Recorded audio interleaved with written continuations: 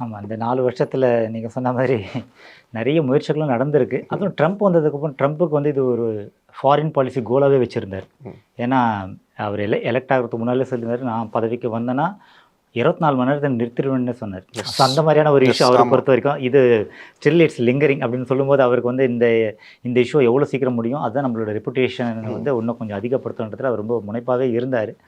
அதுக்குண்டான ஒரு முயற்சி தான் இது. ஆனா இந்த முயற்சிய கொஞ்சம் அவரு வந்து இதுல இப்போ வெஸ்ட் ஏஷியால நடக்கிற மாரி, ம். இதையும் கொஞ்சம் ஒரு தவறா கணிச்சுட்டாரோன்னு நான் நெனைக்கிறேன். ஏன்னா, அந்த ஓகே. இடத்துல வந்து பார்த்தீங்கன்னா, ஓகே சுத்தி இருக்கிற நாடுகள்லாம் ம். இப்ப பலஸ்தீனத்துக்கு சப்போர்ட் பண்றதுல பெரிய அளவுல அப்படி ஒண்ணும் பெரிய முனைப்பாவும் இல்ல. ஏன்னா, அது ஒரு நாடாவே ஒண்ணும் அங்கீகரிக்கப்படல. ம். இது ஒரு பீஸ் பிளான் எதுனா ஒண்ணு குடுத்தா போதும். ஒண்ணும் இல்லாததுக்கு இது தேவலாம்.